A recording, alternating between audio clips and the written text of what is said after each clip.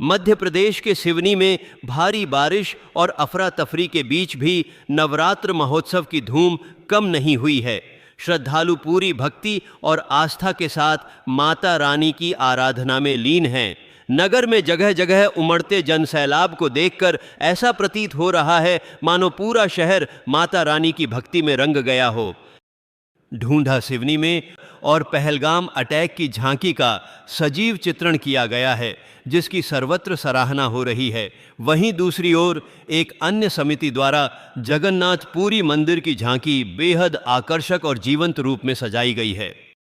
इन झांकियों को देखने श्रद्धालुओं का सैलाब उमड़ रहा है और भक्त निरंतर माता रानी के जयकारों से वातावरण को गुंजायमान कर रहे हैं।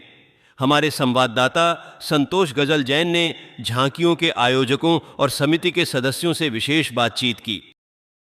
सब झांकी सजाई गई है, ये आइडियोलॉजी इनको कहाँ से मिली?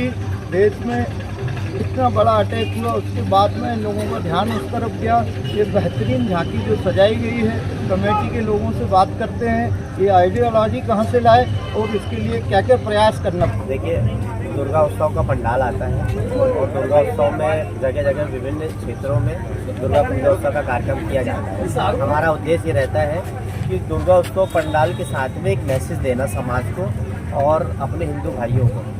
तो जैसे कि हमने देखा कि ये बहुत बड़ी घटना थी, पाकिस्तान की तरफ से जो आतंकवादी पहुंचा के ये जो कायराना हरकत की गई है, ये बहुत निंदनीय है। और इसमें जो हमारे जैसे 26 लोगों की जो मौत हुई वो बहुत ही दुखद है।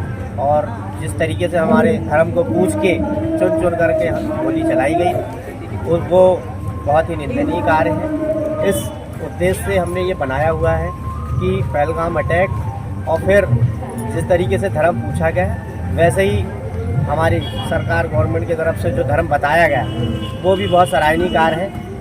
और ऑपरेशन सिंदूर करके हमारे हिंदुओं का जो बल बढ़ाया है वो काबिल तारीफ है। जैसा कि जो घटना घटी उसके बाद में जो हमारे भारतीय सेना की तरफ से जो जवाबी कार्रवाई हुई और जिसका नाम ऑपरेशन सिंदूर दिया गया वो काबिल तारीफ है। और हमें गर्व है कि हमारे देश में ऐसी हमारी आर्मी, इंडियन फोर्स ऐसी है हमारे पास में है।